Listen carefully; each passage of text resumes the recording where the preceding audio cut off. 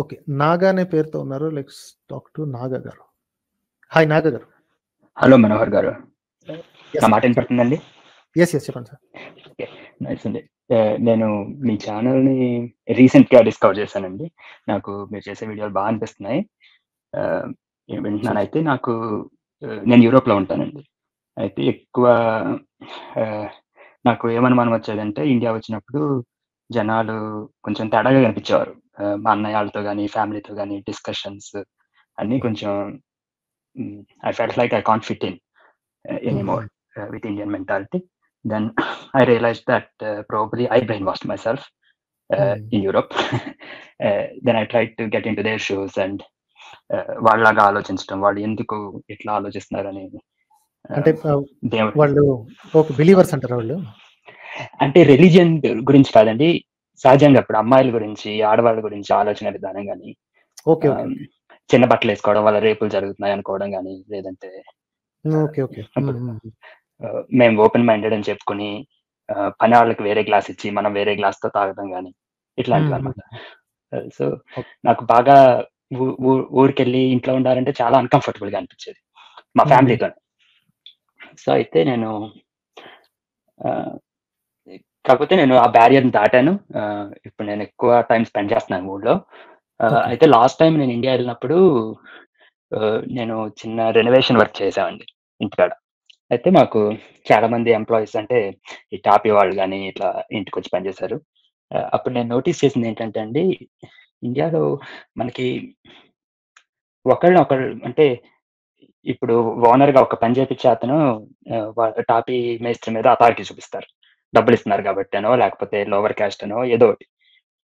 వాడి కింద వాడి మీద అథారిటీ చూపిస్తాడు, వాడి కింద పనిచేస్తున్న వాడి మీద అథారిటీ చూపిస్తారు.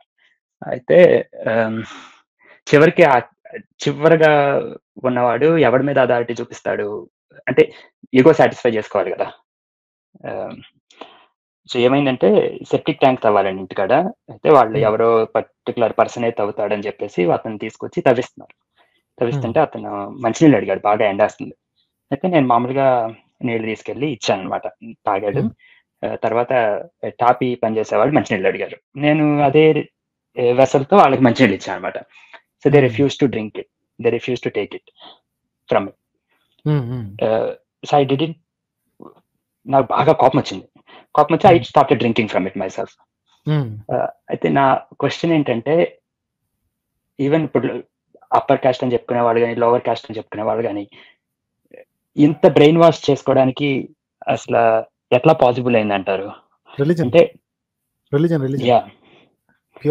దాంట్లోంచి వెళ్ళి ఎట్లా బయటికి తీసుకురావాలి అనే నాకు కొంచెం డిప్రెసింగ్ అనిపించింది. ఆ రోజు చాలా కోపం వచ్చింది. 2 days నేను దాంట్లోంచి బయటికి రాలేకపోయాను. రెడిక్యూలింగ్ అండి ఇది. చాలా మంది ఇప్పటికీ ఏంటి సిటీలో ఉన్నవాళ్ళు ఈ అహంకారంలో ఉంటారు అనమాట. ఏంటంటే అసలు క్యాస్ట్ ప్రాబ్లమే లేదు కదా, ఆఫీసర్లు అందరూ కలిసే పని చేస్తున్నారు కదా. So they don't know what is happening on the ground అనమాట. ఊర్లలో కాకపోయినా సరే కొన్ని ఏంటి middle class and lower middle class neighbourhoods లో, సిటీస్ లో కూడా ఈ కుల వివక్ష దారుణంగా ఉన్న సంగతి తెలియక ఇక్కడికి వచ్చి చాలా మంది ఇట్లాంటి కబుర్లు చెప్తుంటారు. అసలు క్యాస్ట్ డిస్క్రిమినేషన్ ఎక్కడుందబ్బా, పాతకాలంలో ఉండేది, ఇప్పుడు ఎక్కడుందబ్బా, అందరూ కలిసి ఆఫీస్లో పని చేసుకుంటున్నారు అబ్బా అని కబుర్లు చెప్తుంటారు అన్నమాట.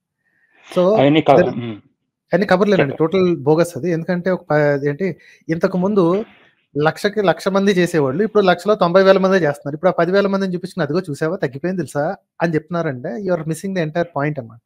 సో నాకు తెలిసిన ఒకే ఒక method ridiculing and trying to educate as much as possible. Yeah that's what. నా పద్ధతి అదేనండి ఈ మధ్య.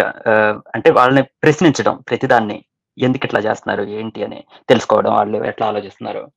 అయితే క్యాస్ట్ ప్రాబ్లం పోయింది, సిటీస్ లో లేదు అనుకోవడం కూడా ఫూలిష్నెస్ అండి. ఎందుకంటే నేను ఇక్కడ కంపెనీ పేరు నాకు చెప్పడం ఇష్టం లేదు, ఒక ఎంఎన్సీకి పనిచేస్తానండి. దాంట్లో పెద్ద పెద్ద పొజిషన్స్ లో ఉన్న వాళ్ళు తెలుసు. ఇక్కడ వీళ్ళ ఇండియన్ బ్రాంచ్ కి ప్రాబ్లం ఏంటంటే, ప్రమోషన్స్ వచ్చినప్పుడు పర్టికులర్ హై క్యాస్ట్కే ప్రమోషన్స్ రావడం ఆఫీస్ లో. అవునండి, ఈవెన్ కాలిఫోర్నియాలో ఈ మధ్య లాస్ చేశారు, డిస్క్రిమినేటరీ లాస్ ఇండియన్స్ గురించి. ఇదంతా ఆలోచించినప్పుడు ఎంత చదువుకుని ఎంత విజ్ఞానం సంపాదించి ఏం చేస్తున్నారు ఇట్లని చాలా కోపం వస్తుంది. అందుకని చాలా దారుణంగా తిట్టాలనిపిస్తుంది. ఎందుకంటే ఐ కాంట్ బీట్ దెమ్ కదా, నేను ఎందుకు ఫిజికల్గా కొట్టలేను, వాళ్ళు మైండ్లోకి వెళ్ళి మార్చలేను. The only thing I could do is ridicule them and say that మీ బతుకంతా ఏంటంటే you're proud that your mom and dad had sex one night, that's all you're proud of. Exactly. So if the father and mother are different or any one of them is different, you would not be born, someone else will be born and they'll be proud exactly like you. So మనం సంపాదించింది, మన తెలివి, ప్రతిభ, what ever మీ కష్టం, వీటన్నిటి వల్ల సాధించిన దానికి మీరు విలువ ఇవ్వకుండా ఫలానా కుటుంబంలో పుట్టాను కాబట్టి నేను గొప్ప అని అనుకుంటున్నాను sir, that's your worth it అన్న మాట వాళ్ళకి ఎక్కించి ఐ విల్ రిడిక్యూల్ దెమ్ అనమాట. This is my method and it's not possible for every one, అందరు చేయలేరు ఈ సంగతి. బట్ ఎవరి మెథడ్స్ లో వాళ్ళు, అంటే you could do one other thing అండి, వీళ్ళతో మాట్లాడుతూ ఇంకొకరిని తిట్టడం, రైట్? ఈ టెక్నిక్ నిజంగా పనిచేస్తుంది యాక్చువల్లీ. ఏంటంటే మీరు డైరెక్ట్ గా ఆ పర్సన్ ని ఏలు పెట్టి నువ్వెంత నీచుడివో తెలుసా అని అంటే వాళ్ళు డిఫెన్సివ్ లోకి వెళ్ళిపోతారు. ఓకే, అదేనండి. వాళ్ళతో మాట్లాడుకుంటూ భయ్యా నీకు కూడా తెలుసా, ఆ ఎదవన్నాడు చూసావా, వాడికి కులపిచ్చి ఏ రేంజ్ లో ఉందంటే అని చెప్పి వాడిని పిచ్చి తిట్లు తిట్టండి. అప్పుడు ఈ వీడికి ముళ్ళు ఒక రేంజ్ లో గుచ్చుకుంటాయి అనమాట. ఒరే నన్నే తిడుతున్నాడు తెలిసి, నన్నే తిడుతున్నాడు, వాడికి కులపిచ్చి ఎంత ఉందో చూడు, అసలు ఏంటి కులంతో గొప్ప ఏంటి అసలు, ఇంతకీ మనం ఏం చేసాం, మనం కష్టపడి అక్కడెక్కడో ఉండాల్సిన వాళ్ళం చదువుకుని ఇక్కడ దాకా వచ్చాం, ఈ కంపెనీలో చేసాం, ఇది కదా నేను ప్రౌడ్ అని చెప్పుకోవాలి. అంతేగాని వాడు కులం పేరు మీద చేస్తాడు, వాడు ఎట్లా వచ్చాడు, నువ్వు అట్లనే వచ్చావు, నేను అట్లనే వచ్చాను, అందరూ అలాగే వచ్చాం కదా ఇక్కడికి వచ్చి పని చేస్తున్నాం అంటే అని ఇంకొకళ్ళని తిడితే వీళ్ళకి గుచ్చుకుంటది. This is another method. అవునండి. Okay, I will try to do that. ఇంకా ఏదో చెప్పాలనుకున్నానండి, నాకు సమయానికి గుర్తు రావట్లేదు టాపిక్స్. కాకపోతే నా సజెషన్ ఏంటంటే, ఇప్పుడు నేను నాస్తికుడిని, మనుషులందరినీ సమానంగా చూస్తున్నాను అనుకుంటే సరిపోదండి. అనుకునే వాళ్ళందరూ ఇప్పుడు నాలాగా కంఫర్ట్ జోన్ లో వేరే కంట్రీలో ఉండి అనుకోవడం చాలా తేలికండి. అయితే మనం మీలాగా ఇండియాలో ఉన్నప్పుడు మీ ఇంటికి ఎవరైనా వస్తే మీరు తక్కువ కులం వాళ్ళు, ఎక్కువ కులం వాళ్ళని చూడకుండా సమానంగా గౌరవం ఇవ్వడం నేర్చుకోండి.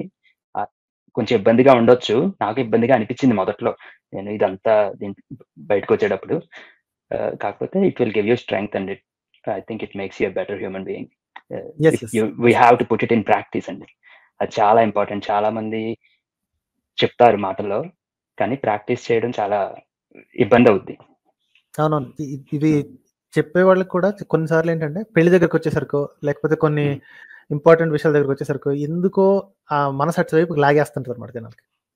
అటువైపు లాగుద్దండి. అసలు మన ఇంటికి ఇప్పుడు ఒక టైలర్ వచ్చాడన్నా, ఎవరైనా ఊళ్ళో నుంచి వేరే మనకన్నా ఫైనాన్షియల్ గా కానీ ఏదైనా స్టేటస్ తక్కువగా ఉన్నాడు వస్తే వాళ్ళని కుర్చీలో కూర్చోబెట్టి మాట్లాడగలగాలండి. కుర్చీ అక్కడ ఖాళీ కుర్చీ ఉంటే ఎట్లా అంటే, ఒక సంఘటన జరిగిందండి కొన్ని సంవత్సరాల క్రితం. ఇట్లాగే మా చుట్టాలింటికి వాళ్ళ పొలం చేసే ఆయన వచ్చారండి. ఆయనకి కుర్చీ వేసి కూర్చోమంటే ఆయన కూర్చోలేకపోయాడండి. ఆయనకి అంతా ఆయన ఒంట్లో అట్లా ఇముడికిపోయింది అనమాట స్లావరీ అనేది. అవునవును, వాళ్ళు కూడా ఇబ్బంది పడతారు, చాలా డిస్కంఫర్ట్ ఫీల్ అయ్యారు. అదేంటండి మేము మీ ఇంట్లోకి వచ్చి కూర్చోవడం ఏంటండి అంటే, అన్నాళ్ళు లేనిది ఒక్కసారిగా వస్తే వాళ్ళకి ఆ షాక్ గా అనిపిస్తుంది. అవునండి, అది ఆ సినిమా ఏంటంటే తమిళ సినిమా, అది నా బాగా జై భీమ్ సినిమాలో క్లైమాక్స్ సీన్ నాకు చాలా టచింగ్ అనిపిస్తుంది. దాంట్లో చూపిస్తాడు అది ఎంత అన్కంఫర్టబుల్ గా ఉంటుందో, తర్వాత పాప confidence. So I think we have to put it in practice. మనకి మాటలు సరిపోవు. So that's what I want to say అండి. Thank you. షూర్ అండి, థ్యాంక్స్ అలాట్. Thank you.